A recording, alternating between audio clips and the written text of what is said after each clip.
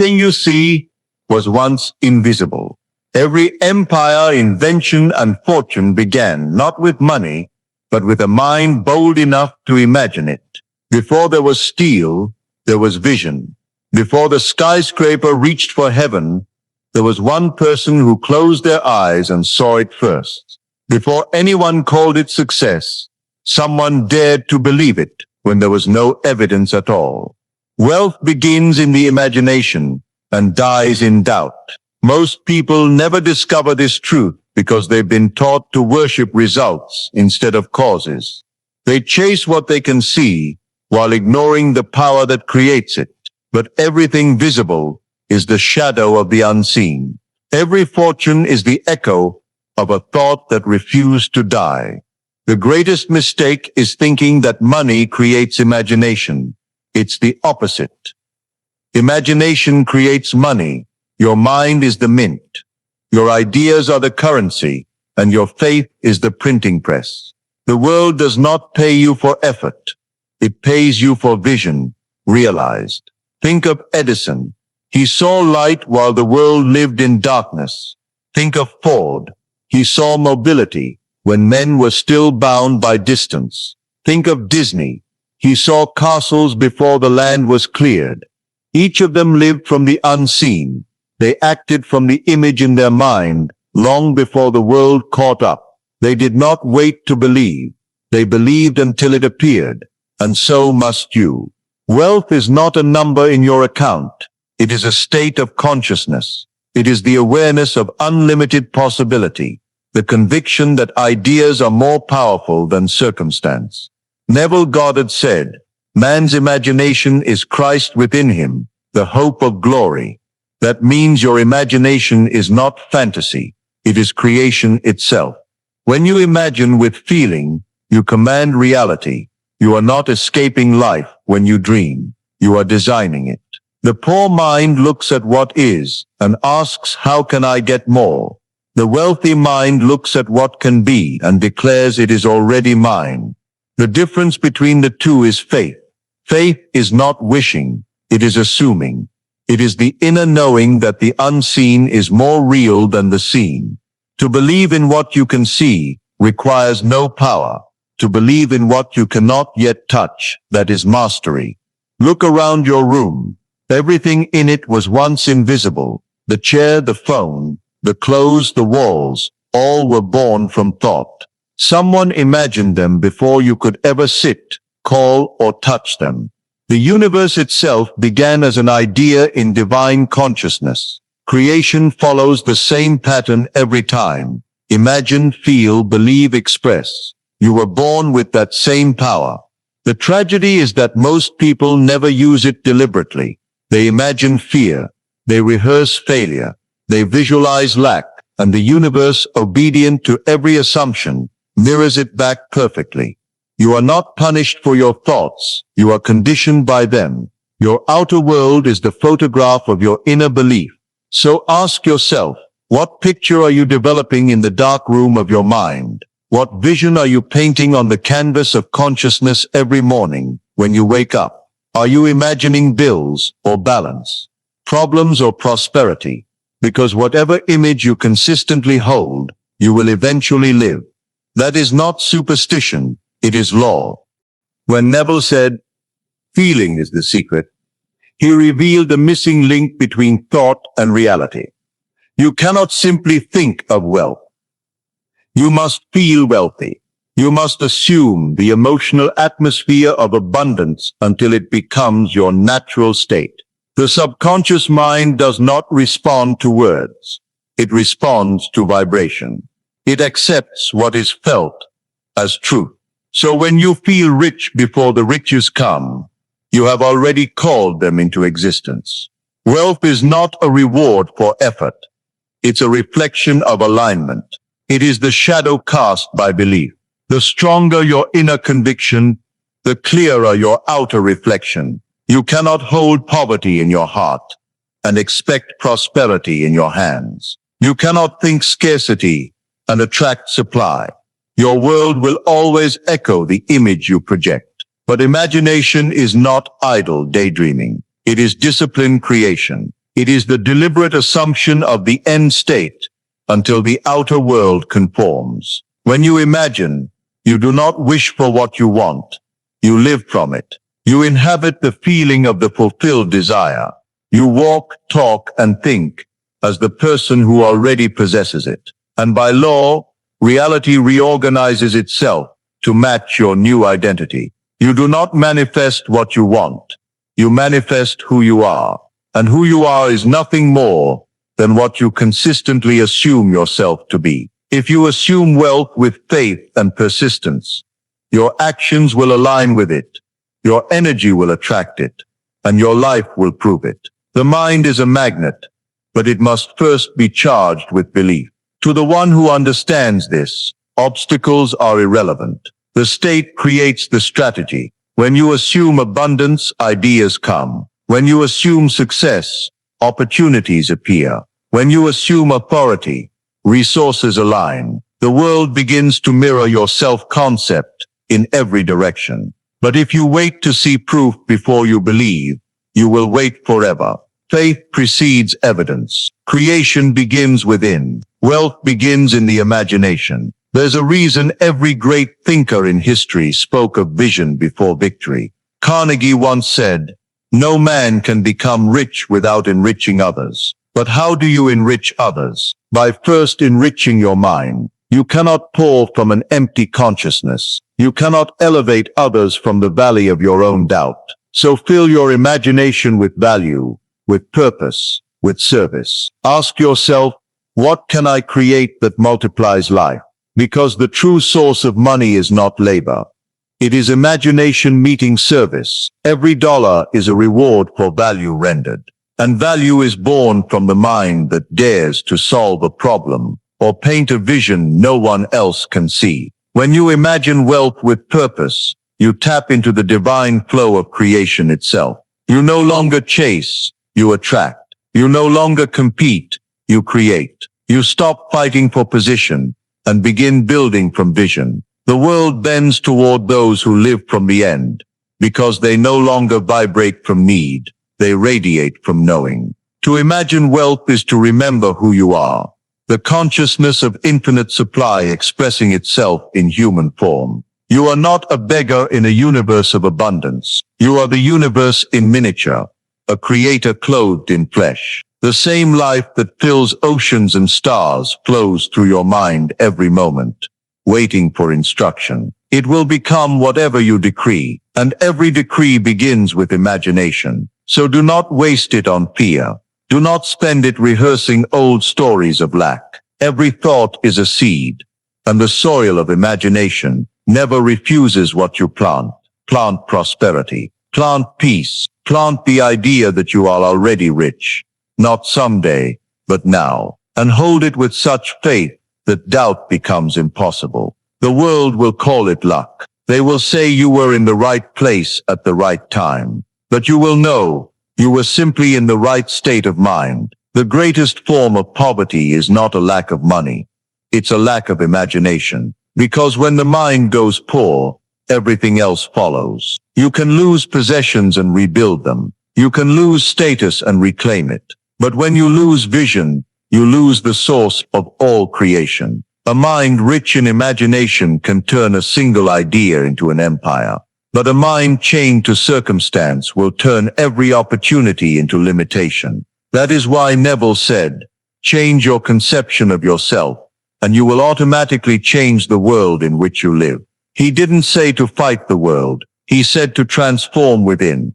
Because when the self changes, everything else rearranges. You cannot live a life of abundance while seeing yourself as small. You cannot rise into riches while clinging to the identity of lack. Every great success story begins with an invisible decision, a choice to believe something greater about oneself. Henry Ford had no formal education, no investors, no proof, only imagination. He saw cars moving freely across the world while others laughed at the impossibility. But he didn't argue with them. He simply persisted in the assumption that it was already done. And when a man lives from his assumption long enough, the world bows to it. You must become ruthless about the state you live in. because you cannot dwell in fear and build in faith. The moment you choose your state of being and hold it with discipline, you begin to command reality. And that's where most people fail, not in talent, not in opportunity, but in consistency. Imagination requires faith, and faith requires repetition. Every day you must re-enter the state of wealth in your mind until it becomes natural, automatic, inevitable. When you persist long enough, the outer world has no choice but to conform. It is not magic, it is law, but law demands obedience. You cannot plant one seed today and another tomorrow and expect a forest to grow. You must hold the vision until it roots. The imagination is a garden, and your attention is the sunlight. Whatever you feed with focus will flourish. Feed your fears and they'll choke your faith. Feed your faith and fear dissolves on its own. It takes courage to imagine wealth in a world that glorifies struggle. But those who change the world are those who refuse to bow to it. They see the illusion of limitation and decide, I will not live there. They choose to live from abundance, even when their pockets say otherwise. Because the wise know that pockets fill after the mind does. To live from imagination is to walk by faith, not by sight. It is to look at what the world calls impossible and smile, because you already saw it done.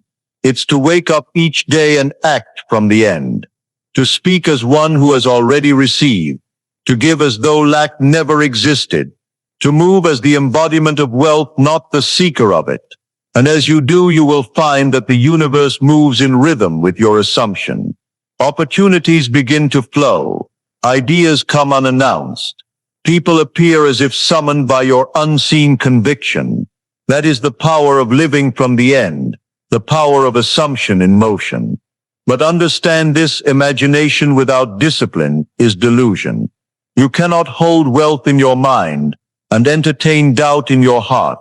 You cannot visualize prosperity and gossip about lack. Your inner and outer speech must agree. Every word, every thought, every emotion must harmonize with your chosen state. That is mental wealth, the alignment of self with source. The mind that commands wealth is silent in faith and loud in gratitude. It no longer asks, when will it come? It whispers, thank you, it's done.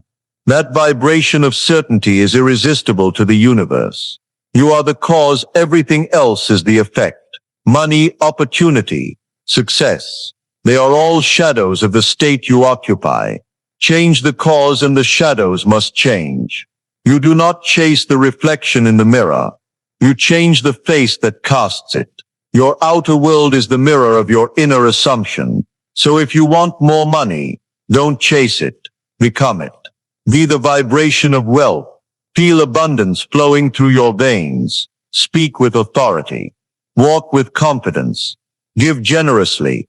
Operate from the knowing that supply is infinite and that you are its vessel.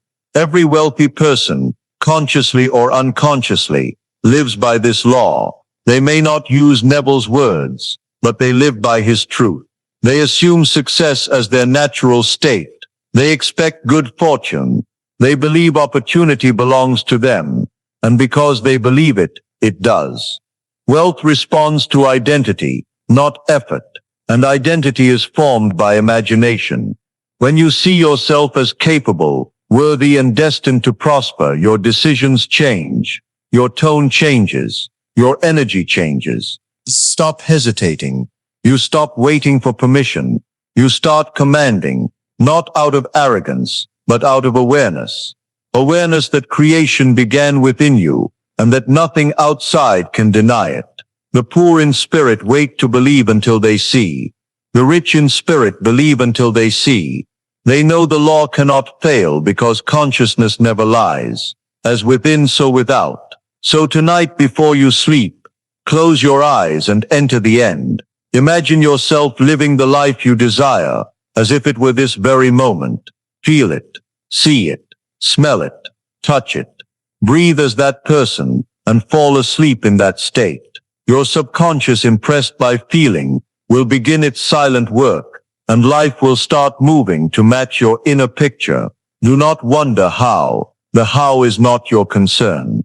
That belongs to the unseen intelligence that governs all things. Your only job is to assume and remain faithful, because assumption once accepted becomes reality by its own nature. The seed does not strain to grow. It simply obeys the law of life, and so it is with wealth. When you assume wealth, truly assume it, you set in motion forces far beyond your logic. Circumstances align, people shift, paths clear. The law works in silence, but it works without fail. When doubt rises, remind yourself the outer world is just the echo of your inner state. It is the photograph of yesterday's belief. Do not fight the echo, change the sound. Speak a new word, feel a new truth. Return to the imagination, for that is the source. Wealth does not come to those who chase it. It comes to those who embody it. You are not waiting for success. Success is waiting for you to assume it. You are not trying to become abundant. You are remembering that you already are. You were born from abundance, by abundance, for abundance. The only thing that ever stood between you and your wealth was belief, not the economy, not luck, not timing, only belief. And belief begins where imagination dares to lead. There comes a moment in every creator's journey when the world stops arguing, because it can no longer deny the evidence of faith. The dream that once lived in silence becomes visible. The idea that once felt impossible begins to breathe. The world finally sees what you saw all along. But long before applause, there was belief. Before the crowd, there was quiet conviction. Before the fortune, there was imagination, rich, alive, unwavering. You don't need anyone to understand your vision. You only need to understand that your vision is law in motion. The unseen world is always listening. Every assumption you persist in becomes a command written into the structure of reality. When you imagine yourself wealthy, free, successful, not as a wish but as a fact, the universe bends to reflect it. That's why Neville said, change your conception of yourself and you will automatically change the world in which you live. He didn't say to fix the world. He said to become new within it. That's the secret most people never grasp. Wealth is not pursued, it is embodied. The mind that knows abundance cannot stay poor. The heart that lives in gratitude cannot stay empty. The one who walks in purpose cannot stay lost. It is law, cause and effect, vibration and reflection, imagination and manifestation. But there is another dimension to wealth that few speak about. Gratitude. Gratitude is not an act of politeness. It is the state of receivership. It is the signal that says, I already have. Gratitude is wealth in motion. It's the inner vibration that aligns you with the source of all supply. When you are thankful before the evidence, you prove that you trust the unseen, and that trust draws more evidence. The grateful heart multiplies what it appreciates. Every breath, every sunrise, every opportunity becomes currency, and soon you realize, you were never poor. You were simply unaware of the riches that surrounded you all along. Gratitude sharpens your vision. You start seeing value where others see waste. You see opportunity where others see obstacles. You find beauty in the mundane, wealth in the ordinary, because gratitude turns perception into prosperity. And with gratitude comes generosity. For once you recognize that supply is infinite, you no longer fear to give. The truly rich are not those who hoard. They are those who circulate. They understand that wealth must move to multiply. The miser stagnates, but the giver expands, because giving is the proof of abundance. If you hold tightly, you affirm lack. If you release freely, you affirm plenty. So give, not to earn favor, but to confirm your faith. Give time, attention, encouragement, value. Every act of giving plants another seed in the garden of imagination, and that garden never forgets. Purpose is the compass of wealth. Without purpose, riches become noise. Without meaning, money becomes empty motion. But when imagination meets purpose, prosperity becomes legacy. You were not born to collect, you were born to create. Creation is the expression of divine abundance through you. When you imagine and bring forth something that improves the world, a business, a vision, a work of art, a solution, you are multiplying life itself, and life always rewards its multipliers. That is why some people seem to live under a constant blessing. It's not chance, it's congruence. They are aligned with the law. They know their imagination serves something larger than comfort. They imagine in service of expansion. They see wealth not as ownership, but as stewardship. They hold abundance, not as possession, but as power to uplift. The more you align your imagination with purpose, the greater your supply will become, because purpose is the magnet of divine provision. When your intention is pure, and your vision serves others, the universe moves mountains to sustain it. You will never lack what you need to fulfill a purpose that uplifts. So when you imagine wealth, imagine wisely. Do not imagine wealth just to escape fear. Imagine it to express freedom. Do not imagine money just to prove worth. Imagine it to multiply life. Let your imagination serve something eternal, and it will never run dry. This is the deeper meaning behind wealth. It is the awareness of your creative authority, and your willingness to use it for good. The more you give from that awareness, the more the law gives back to you. Because the law is circular, never linear. What you radiate must return. And this is where true mastery begins, when you no longer seek wealth to become powerful, but realize that your power creates wealth. When you no longer ask for abundance, but live from it.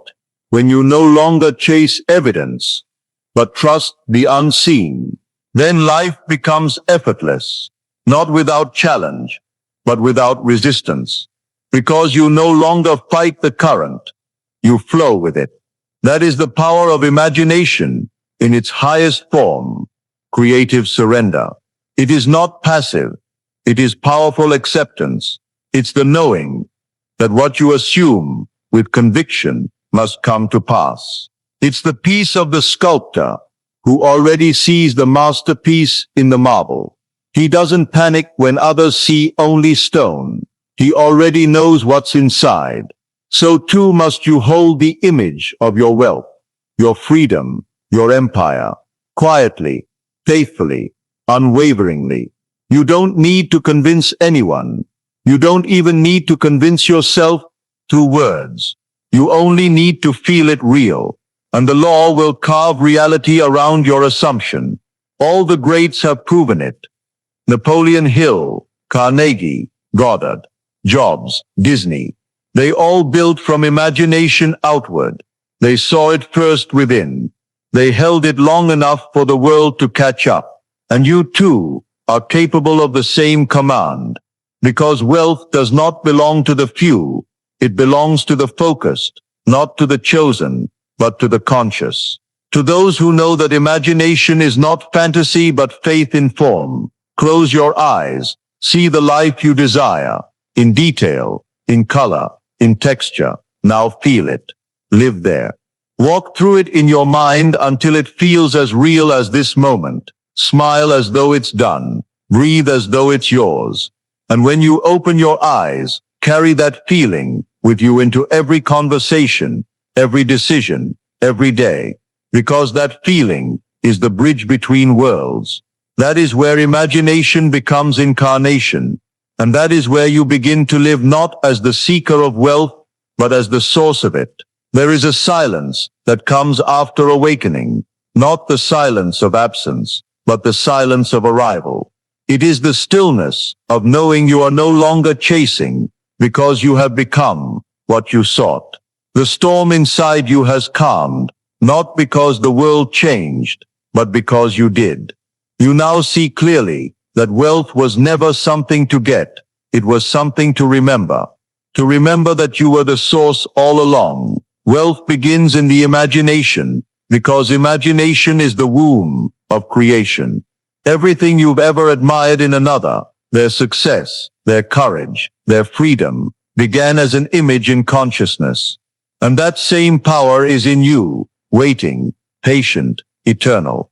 The only question is, will you use it consciously, or let the world use it for you? Every advertisement, every fear-based story, every voice telling you you're not enough, they're all trying to hijack your imagination. They want your attention, because your attention is currency. Whatever you pay attention to, you buy with your energy. If you constantly invest in fear, you fund your own limitations. But when you invest your attention in faith, gratitude, and possibility, the returns are infinite. The wealthy understand this. They protect their mind, like sacred territory. They do not let opinions pollute their focus. They do not entertain images of failure. They do not imagine defeat. They live inside their vision as if it were reality, because to them it already is. You must do the same. Your imagination is not a toy. It's divine technology. It is the mechanism by which spirit becomes matter. When you feel something vividly, life takes it as a command. The moment you imagine yourself in possession of your desire and feel it as true, creation is complete. Time is simply catching up. That is the mystery Goddard revealed. You are not a beggar at the gates of heaven. You are heaven expressing itself as you. You are not praying to a distant power. You are directing the power that lives in you. When you say I am, you are speaking the name of God, the name of creation. Whatever you place after I am begins its journey toward form. So speak wisely. Say I am wealthy. Say I am abundant. Say I am enough, not as a hope, but as a decree, not to convince yourself but to command reality. The universe does not respond to your words. It responds to your vibration. And your vibration is determined by how deeply you believe what you say. When you know it's done, you stop asking. You stop doubting. You stop waiting. You simply live. And everything aligns. This is how the unseen becomes seen. This is how imagination becomes empire. This is how faith becomes fortune. The mind that has mastered imagination no longer reacts. It creates. No longer waits. It assumes. No longer fears. It knows. And that knowing is wealth itself. For wealth is not merely the accumulation of resources. It is the realization of power. It is the understanding that you are cause, never effect. That your outer life bends to the inner picture you hold. That you can command conditions through consciousness. There is nothing arrogant about that. It is the humility of truth. The ocean does not apologize for its tides, and neither should you apologize for your power. You are meant to create, to expand, to multiply good. That is the purpose of life expressing through you. Every time you imagine with love, you expand the universe. Every time you believe in abundance, you contribute to the prosperity of all. Every time you walk in faith, you remind others of what's possible. That is the ripple effect of awakened imagination. So stop asking if it works. It's already working. Your life right now is the proof. Everything you see is the harvest of yesterday's beliefs. If you want a new harvest, plant new seeds. Stop complaining about the old crop. Start imagining the new one, because imagination is renewal. It doesn't fix the past. It replaces it. It overwrites limitations with creation. Every morning, when you open your eyes, understand this. You are standing in your own imagination made visible, and you can redesign it at will. Nothing is too large, too far, or too late for the one who knows they are cause. The universe rearranges itself for the consciousness that dares to assume. When you live this way, you become unstoppable, because you no longer fight for freedom. You move from it. You no longer chase success. You radiate it. You no longer seek validation. You embody it. That is true wealth. Unshakable, peaceful, creative mastery. You no longer need to prove anything to anyone. You no longer need to convince. You simply live as the one who knows, and the knowing becomes contagious. Others will feel it, even if they cannot name it. They will sense your calm, your confidence, your conviction, and they will be changed by it. That is your legacy. Not what you build, but what you awaken in others. When people watch you walk in certainty, they remember their own. When they see you live in abundance, they realize lack was never real. When they hear you speak with faith, they rediscover their imagination. This is how creators lead, not by control, but by consciousness, not by command of others, but by command of self. The wealthiest man or woman in the world is the one who can hold a vision unwaveringly. No matter what appearances say, they know the truth that Neville whispered to generations. Assume the feeling of the wish fulfilled, and live in the end. So live in the end. See yourself already there. Feel the peace of it, the power of it, the gratitude of it, and carry that feeling through your days like sacred fire. Let it burn through doubt, through fear, through delay, until only certainty remains.